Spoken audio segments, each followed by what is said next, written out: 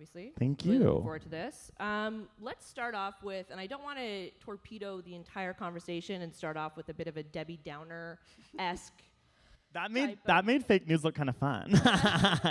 It's a bit Debbie Downer. But before we start talking about fake news, I feel like the term is thrown around a lot. And sometimes it's employed in a way where we're not actually necessarily referring to fake news itself. So I feel like the way we talk about fake news is important as well. And, we have this stage and all these people and their captive attention, wrapped listening to all of us. So you guys, prior to, when we were chatting before this, we're talking about a study in which the way we talk about fake news can in fact be a little bit problematic. Yeah, well, I mean, we wanted to talk about the science of how fake news kind of hijacks our brains as the animals that we are. And there's something that we don't deal well with, which is cognitive dissonance. We believe things, we've grown up and we feel a certain way, and a lot of what fake news does is it encapsulates what you already believe in, and it tells you something and then you agree with it.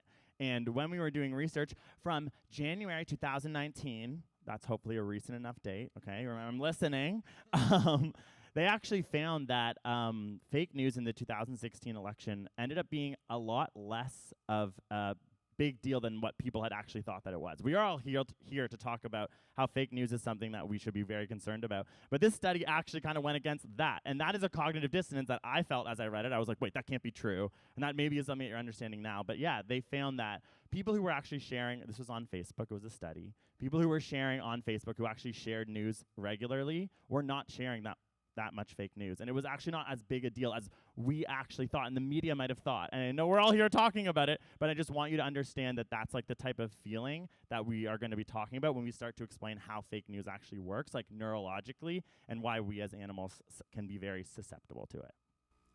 Nothing to add? No, that was great. Okay. Good start. So you mentioned something, cognitive dissonance there.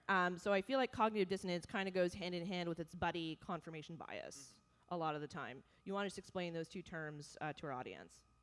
Sure. Well, I mean, cognitive dissonance is a lot of like when you have information coming in and it disagrees with something that you already believe. And so as a result, it's difficult for you you start to rationalize your own belief around cognitive dissonance. And confirmation bias is obviously when we're driving down the highway, we might say like, this lane is so much slower. I keep seeing these cars passing me. And that confirmation bias is that you're actually only acknowledging when cars are going faster to you and never really looking back behind and noticing that sometimes they're actually falling behind you. It's only in the moments that you're paying attention, suddenly you're confirming your own belief, as opposed to actually looking at the facts is that usually lanes like go, ebb and flow, and as a result, you're probably moving just as fast as the other lanes. So confirmation bias, it happens to all of us. We're constantly looking for ways, especially when it comes to politics, to find things that we already believe and then find results and evidence and research to support those things. So it's just important to be aware that, we might have been told that fake news was this huge deal that absolutely wrecked the American election as an example, and I'm sure it had an impact. But it's important for us to say, like, hey, we have to acknowledge these studies that exist that contradict my own opinions so that I'm not just using the things that support them. And when we're talking about a certain level of confirmation bias, is it that we as, essentially primates go out and actively seek that little neurotransmitter rush that we get by seeing something that already, kind of confirms what we already believe, irrespective of whether or not it's true? Yes, it's true. So especially even like social media and something that we use all the time, it's very devoid of nuance. And the thing especially, our job is that we are science communicators. So we take scientific information and we try and make it interesting to as many people as possible. So that's a really interesting thing to be talking about right now, because essentially what we have to do is take valid information and try and make it interesting. And so what we are well aware of is how challenging that is, because science is extremely nuanced, and very often we're making and writing scripts and we're wanting this narrative, and it can't come together. And it's kind of interesting because if you watch our videos, one thing that we have learned is that if you make a really catchy thumbnail and a catchy title, people will click on it. And so that's what we do, and we actually utilize that. But a lot of people eventually tell us there's sometimes a frustration because they're like, well, then we watch this video and it's actually very nuanced. You don't give me the answer, and we're like, yeah, we're sorry. That's the way that the world works. But when it comes to confirmation bias, another thing that is interesting, sort of to link it to us as animals, is that we actually because we are such a cooperative species, that's why we are here today in this beautifully designed building. We rely so often on other people's miraculous intellect, and we just take a lot of things for granted. And that's why, as a species, we are so fascinating and phenomenal. But what is really quite surprising is how little we actually know about how everything works. Like, how did that light turn on? You tell me. Okay. And so they've done lots of studies, like healthcare is a great example because that's sort of linked to the election. They'll ask people about their stance on healthcare, and they will get very emotional responses. And like you were saying, it does feel good to feel intelligent to have that answer. And then they'll follow it up by saying, okay, now explain to us how healthcare works in your country. And they'll struggle to explain it, and then they'll re-ask them again, I want to ask you your stance on healthcare, and then they'll change the way that they shift their emotional reaction after that. So we really are, when we get challenged with our actual understanding of things, it actually can maybe help us go against that emotional reaction. But it's also important to remember that we actually don't know as much as we think we know. And that's just generally true. And I know you're all a very intellectual library crowd, and that's probably hard to hear. Well, just even that, there's a study on like asking people, like, do you understand how a toilet works? Do you understand how a zipper works? And generally people say, like, yeah, I understand that. But as soon as you say, okay, write it down and explain it to me, I have no idea how a zipper works suddenly. Wait, a zipper? Yeah, that was the example in the study, and it is. Do you want to go for it? No, I don't want to put you on the spot. Well, I mean, aren't there just interlocking? Like, isn't it kind of self-explanatory? You have these little things, and they just interlock. But then they ask you to explain how you actually put it in at the beginning, like what exactly happens in that contraption. I don't want to put you on the spot. Yeah. But we were thinking about doing a video of asking those two questions on the street because the study uses zippers and toilets. And and you watch people panic, and they don't. People rate their own belief of their understanding before and then after, Right. and once being challenged, say like, okay, maybe I'm not so sure anymore. Yeah. Okay, so I need to ask you guys this because you guys are obviously YouTube stars. I think Oh stars my is gosh, like thank you. celebs right here on stage.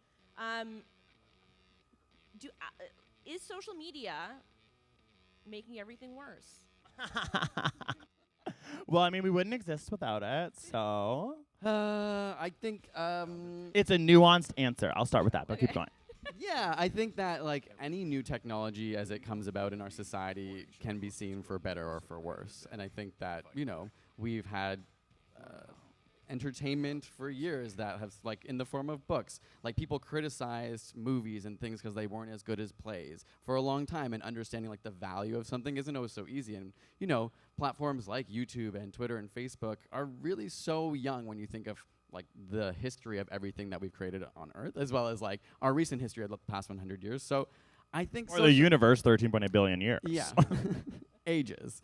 I just think that's a really hard question. I think it's better asked as, like, it's not so black and white. There's great things and there's bad things, and I think if we can educate ourselves on what those negatives are, about how these apps in my phone are literally designed to capture my attention as long as they can, then we can understand how I get value from it and how I mitigate, like, the bad parts of it. Okay, so sorry, go ahead. No, okay, go. Okay, 'cause there are two aspects to that. One is the algorithm itself, in that, let's say you're a parent looking at vaccine schedules, like when your kid should get vaccinated when, and then all of the suggested videos for you next will be about how vaccines are the worst thing in the entire world and are literal poison. So, I mean, how do you, as a regular person who may not necessarily be media savvy, if you're being inundated with all sorts of false information that does exist, how do you go about sort of, scientifically pushing back against that? And are we hardwired to not do that? Are we hardwired to accept what's the easy information sort of in front of us? Yes, so we are definitely hardwired to accept what is the easy information, what is the emotional information. That is something that biologically we are going to be fighting against. And I think a little more opinionated maybe of an answer than you is I think social media taps into that quite easily. I think what it does is it allows you to have quicker, faster information, and you're going to react more emotionally to something that I think is simpler for you and also fits with your cognitive already. We were talking about something you already believe in. But when it comes to, I heard you saying earlier about the algorithm talk coming up, and I think that algorithms is a really important aspect of all of this. And I think us working on YouTube and working closely with a company that is controlled by an algorithm is something that we are well aware of. And I think it is something, I think what you're trying to say is that it's hard to say whether it's good or bad right now, but it's definitely new. And I think it's definitely important that we are all here talking about it and assessing it all the time, how they're working, why they're working the way they are, so that we can help push these companies, which are controlled financially to make money. How can we make sure that they're also making sure our society is just? And I think that we are at a time where that's not necessarily, it's not daisies and sunshiny days, you know what I mean? We can't just accept that these things are going to be good and are going to be beneficial to society. So it's not that I'm saying that they're necessarily bad, but I definitely am not saying that they're good. And I think it's important that as citizens alive, a short period of time. I'm going through a little bit of death anxiety right now. I'm like, oh, what happens when you die? I'm freaking out. I'm like, I'm alive for such a short period of time. Anyways, we are alive for a short period of time, and it is important that we are challenging and figuring out how we make sure that these work properly for society moving forward after our lives. There's a lot of power in these companies. So that's what I would say. We talked a little bit about confirmation bias, cognitive dissonance. What does it take scientifically, I'm talking brain-wise, to try and change somebody's mind? Because that's actually quite difficult. It's not as easy as let's use the anti-vaxxer as an example, right? It's not as easy as presenting them with peer-reviewed study upon peer-reviewed study to say that actually no, vaccines are good for you and they have eliminated and eradicated so many diseases. Mm-hmm. How do you go about having that conversation? Because I think that the tired trope is at the Thanksgiving table or, at Uncle Lenny going off again with his conspiracy theories. My Uncle Lenny is the worst. I'm kidding. How do you actually do that? So we have a video on this, so go. To a degree, I was going to say, the first thing that most researchers found is that facts don't change people's opinions. Which is so sad to say in a library. I'm sorry. So, the whole, my feelings don't care about your facts is actually true.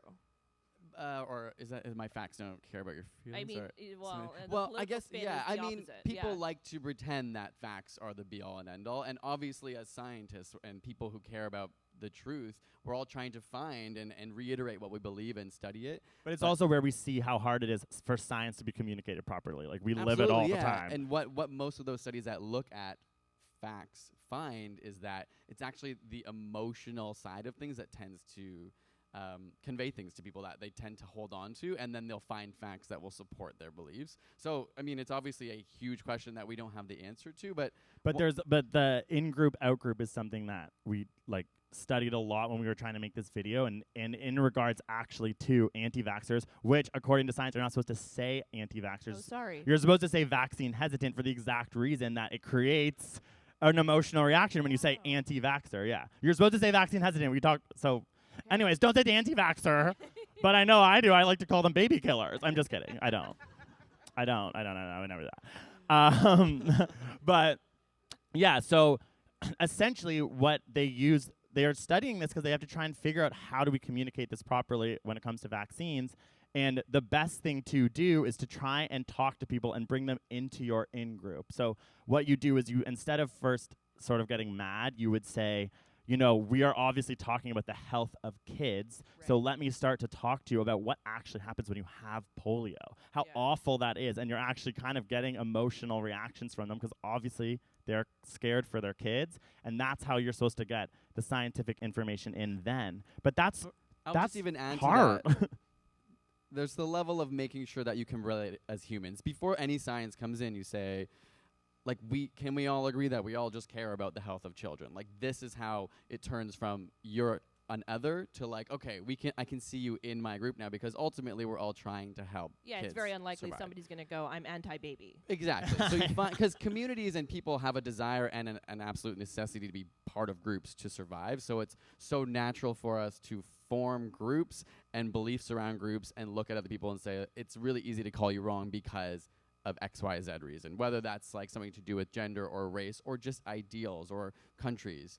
And so always thinking about a way that you can first appeal to somebody's inner group is kind of the first mechanism of defense. So you can be on the same level and see each other as people and not just to manipulate someone else, but to actually for you to also see them as a person too and understand they're not crazy. They don't want to kill babies. They also are trying to take care of their kids in the best way they know possible. So that's just kind of that start, and it opens up a dialogue, I think, for people to actually listen, which is the hardest part. And I think it's obviously, we know it is hard because that requires a lot of restraint from the person who maybe understands the science of something. And I think that's why even when we were making that video and reading these studies, it was challenging to read them because it was going against what we even thought. We'd made a video about anti-vaxxers that was literally kind of tongue-in-cheek and funny, and it did really well, but then we realized this is definitely for people who already believe what we believe. And are just kind of sharing it to they're sharing it to haha and laugh, and then we were like, oh my god, wow, if we had done this video before, we would have maybe changed our approach. And so, yeah. So now it's obviously a lot easier to talk about something that is, scientific in nature, like vaccines, like climate change, where there is a bevy of peer-reviewed science. It gets a little bit dicier when we're talking about politics, particularly in an election campaign. So I think everybody saw that meme that Natalie had put up about Trudeau Castro's. He's Castro's son. If you see somebody sharing that, how do you appeal to them in terms of that in-group sort of narrative or conversation? I would say what the challenge there is that in many ways social media can be a very limited way to have a real conversation. So obviously that becomes a challenge, like something like Twitter where you can only share X amount of characters. How are you going to have a real conversation and have somebody's guard down enough to actually listen and not just think that you're a troll who's just trying to make them look stupid or whatever. So that I've never.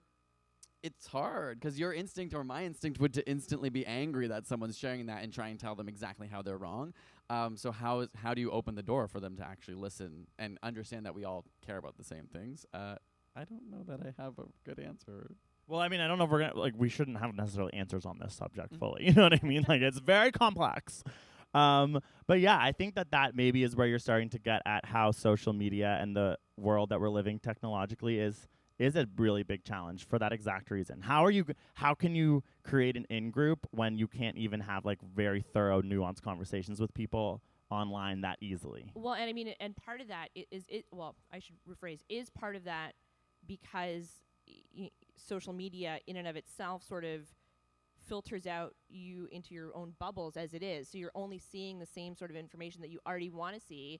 And then when, somebody that you were peripherally friends with, let's say from grade school or high school or something, shares this meme of Trudeau being Castro's son, how do you even begin to sort of engage? You know what I mean? It gets very awkward as well. No, that's true. And that is something that, again, is a reckoning that needs to happen with social media. It's going to continue to give you information and assert your cognitive bias that you already believe in. So it's going to, you're kind of saying, it's going to become harder and harder for you to then relate to the other side if it's not being mixed in. Yeah, and I just feel like we get entrenched, right? Yeah. I think it's just it's a really important conversation to have at large as societies from a governmental perspective and also from the industry and companies to acknowledge that these issues exist. The same reason that the internet is beautiful is that it allowed small communities to find each other, but it also might have led to people who believe certain conspiracy theories to realize hey, all these other people believe it and it must be true if they all think it. Now I don't feel so I'm the only one. So there is a reckoning that sort of has to happen, I think, in a self-reflection of all of us to understand and stop and say, I actually might be part of the problem. I'm sure I've, on a whim, just retweeted something that suited my beliefs without really challenging that. And if we don't actually question that, and if even platforms don't question that, it will just create an environment where, none of us are happy to be living in, I don't think, right? That's very bleak. Well, I think even not that this is tangentially related, but life's bleak. You didn't know that. It's kind of bleak. But I was thinking about how Instagram recently decided to take likes off of their posts, right?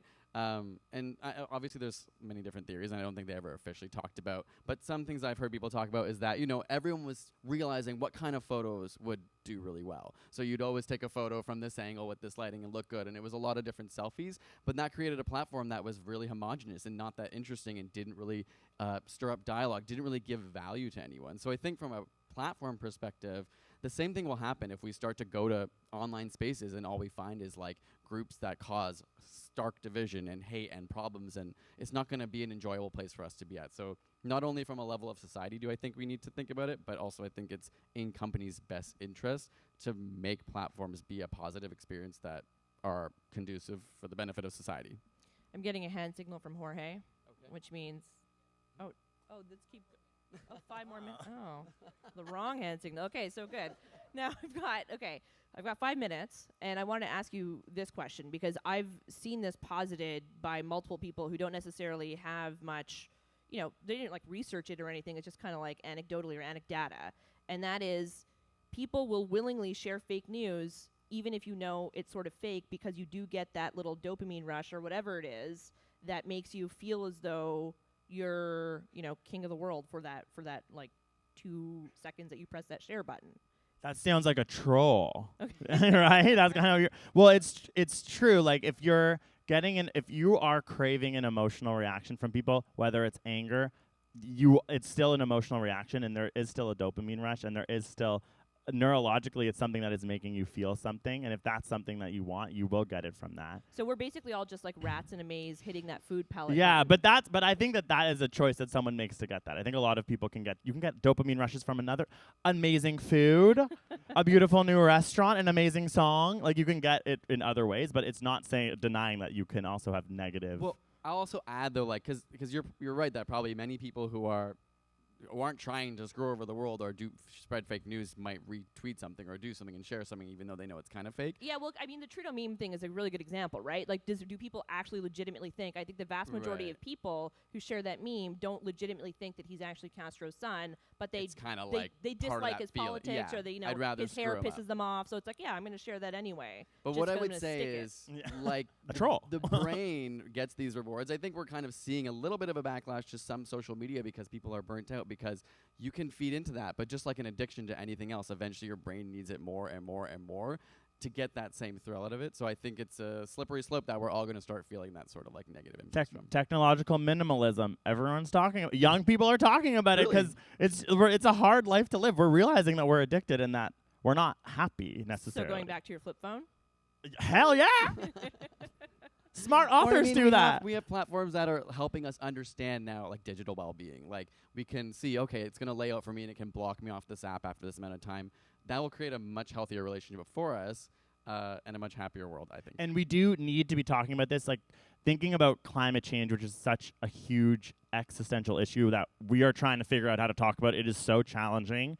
And one of the things that it's really hard to grapple with because we all want to do things in our day-to-day life, and it's important that we take it on firsthand and minimize turning our lights off, driving less. Like, this is all really important, but it does come down to action, groups of people getting together and ensuring that we don't take it from companies and we don't take it from governments. They're the people who have the power to actually make a change. So in similar ways with this, it is going to be about young people maybe having to be like, no, we're going to stop using our phone as much and you are going to make less money, and that's how we're going to make a change. So I think that that's why we're trying to say it's important that we don't. There was definitely a time where social media, and we've lived through it, I think at the age that we are at 30, where we didn't have the internet that we did. We were like, the internet is going to solve everything. We were going to get together. We had such positivity around it, and how long ago was that? Like 8 years ago? And now I'm like, I can't believe that we're here, and that's why we need to keep talking about it so we can make sure that we realize it's not doing what we thought it was going to do, and it's up to us as consumers and as people living in it to actually make a change. And we have to have hope that we can do it with climate change and with, I think, something like this. So basically to stand up to the man. Yeah, I think so. It's not, hello, history, right? Isn't that always what you need to do? Apparently. Right? I was like, are you convinced? I don't know. Yeah.